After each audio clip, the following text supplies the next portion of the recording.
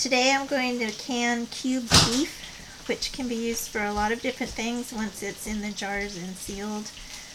This is how it comes. I get it in a package of 8 pieces per package. And I just brown it and then I cut it in half. I'll show you how. You just cut it in half and you load it in wide mouth jars and add some salt and pepper, any seasonings that you want, and fill with water and can it. So I'm going to brown it on both sides. I have some oil in there just to keep it from sticking. It releases a lot of water and juices, so that's what you see with the brown that's bubbling. And I'll flip it in a few minutes. I like it to be really brown because it gives a lot of extra flavor to the meat. And here is some of the finished meat. I actually bought 8 packages, so 64 pieces of meat total. These are already brown now, and when the rest are done, I'll put them in jars. Okay, so my cubed steak has been browned on both sides, and I've let it cool so I can hold on to it. And I pack my jars with the cubed beef. Any way you want to get it in there. Now, you can see that I've cut them, because if I try and put this whole thing in, it's not going to fit. So what I do is I take one and I put it along the side. I try to get as much as I can into these jars. And then I will take a cut piece and I will stick it in the bottom and get it to go sideways. There's my little placeholder. Now I'm going to just fill it up from there.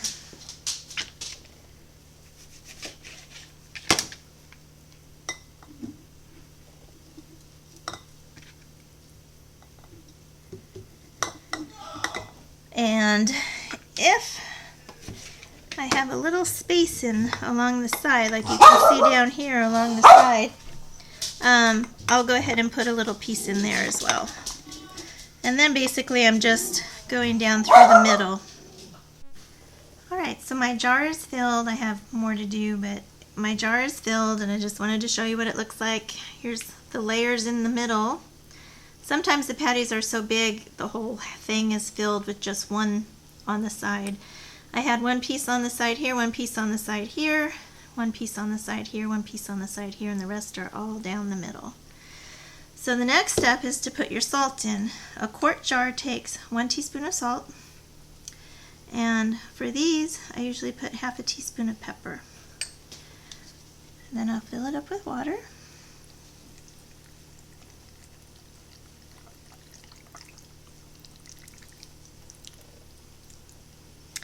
And because this does have oil and grease on it, I stop right here. I always stop right here at this first little bump to give enough headspace so there's less likelihood that the oil will come over the side and ruin the seal. So the next step is I have a paper towel that has vinegar on it, and what I want to do is this whole top up here, the rim, the edge, is very slippery because it has oil all over it, and that won't provide a very good seal. So I'm going to just wipe off all of that oil with the vinegar, because the vinegar will cut through the oil all the way around. You don't have to go down here around the sides, just the top. I have one lid. I always check now because I have accidentally put 2 lids on here and it would not seal, so I always just pop it out, make sure I have one lid. And I put it on, and I don't screw it really hard. I screw it. Right now it's getting tight, and then I screw it a little bit more. And then that's it. And I'll put it in my canner with the rest of them, and I'll show you that process. So I ended up with 8 jars out of 8 flats and 64 pieces of meat. So that worked out to 1 flat per quart. And here's the finished, well, not finished, but it's full of water and my salt and my pepper. And I will be putting more in my canner here. This is a 41 quart All-American canner, and it can hold up to 20 jars, quart jars in here. So I will put some more in here, and I will put a second layer on because I'm doing a heavy meat canning session right now. And I'm only concentrating the video on the cubed pork. or cubed steak. I have pork that I got for 88 cents a pound. It was pork sirloin, which was really interesting. I've never seen it that cheap. And then I also got beef stew meat, and I had steak. So I have all of that ready to go as well. I'm just going to show you the basics here. So I'm just going to start filling up the canner, and then I'll add the other jars in the center and put a second layer on. So I'll put my water in here. This usually takes about 2 gallons for me to put enough in here for a whole processing time. Alright, so I went ahead and processed my cubed steak. And I wanted to show you the results. So there's the 8 jars. There's 64 pieces of cubed steak in here, and as you can see, there's a lot of broth. The broth can be used for gravy. Never throw away broth. You can add it to soup, beans, dried beans, anything that you want to cook with. This is the same as having like bouillon, beef bouillon, only sometimes it's an even richer, stronger flavor. So you can see through the jar that the meat, the texture is still there because I pre-cooked it, I browned it. Instead of having one huge lump of cooked meat inside, which would happen if I just packed in the raw meat, each piece in here will come out individual. You can see in here there's layers. Instead of it all being stuck together, you have actual layers in here. And when you take this out, you can use it for all kinds of things. You can cut it up into chunks and use it for stew, for chili. You can take these pieces out, put them in some bread, and have a sandwich. One of the things we like to do is we make a casserole. My father, back in the Depression, was taught how to do this. And you layer the cube steak, and then you put in stewed tomatoes or any kind of canned tomatoes, new potatoes, the little tiny ones, and some carrots, salt and pepper to taste, and you cover that with aluminum foil and you bake it for like 2 hours, and you get this very rich, slightly thickened broth that goes over the whole thing, and it's so good. It's very rich. So there's all kinds of things you can do with the cubed meat, and this is one of the cheaper options out there. A lot of people don't use cubed steak. I'm not sure why. I don't know if they don't know how to use it or if they think it's too tough. If you do just fry it up, it can be very, very tough. So I do understand that aspect. But when you do this, it is so tender. When you pressurize any kind of meat, it becomes tenderized. So I just wanted to share that. And then I also wanted to show that I stayed up until about 5 o'clock in the morning doing my canning.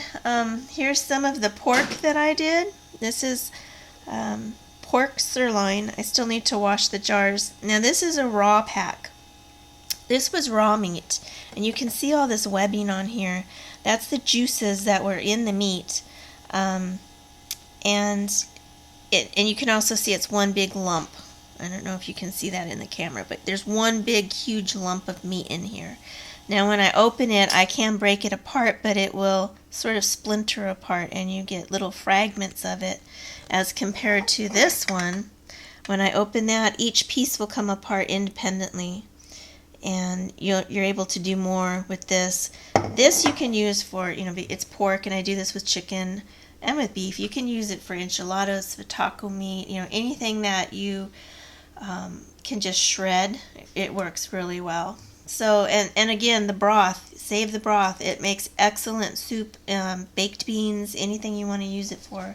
So there's that. And then I also did packaged stew meat. I get this in large packages, and I just fried it up.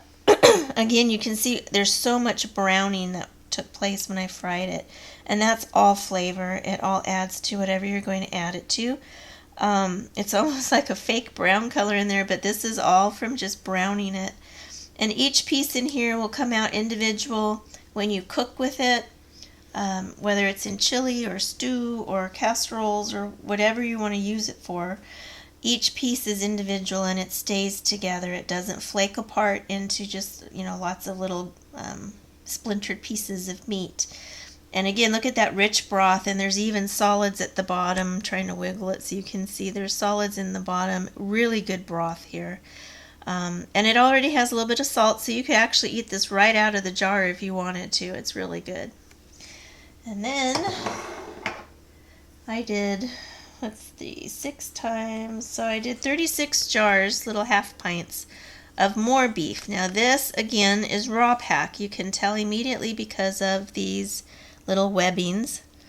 And this one is a lump. I don't know if you can think this is the best view. You can see inside there's a lump in there of meat. This is really good. My kids like it like this because they put it in ramen noodles. When they're hungry and they want a snack and we're not going to have a meal for a while, they can open one of these jars, dump it in their ramen noodle, and they have meat and flavor, little bits of fat in there. And so that's why I do it in the smaller jars, because it goes a lot farther than trying to do one of these jars and they eat this much, 1/4 of this, and then we have all this extra. So I always try and can my meat in smaller jars, not only for those small meals that one person wants, but also because I can do 1 or 2 of these jars per meal for 8 people instead of an entire quart, and so my meat goes farther. So that's how I use can my cubed meat, and how I use it sometimes. I mean, I use it for all kinds of things, so once you have it on the shelf, you'll find all kinds of ways to use it, and it's one of the cheaper cuts of meat out there. So look and see what you get at your store. Sometimes it goes on sale. I get this at Walmart, and they've been out for months. They finally got it in, and they have a lot of cubed steak right now. So I'm canning as much as I possibly can.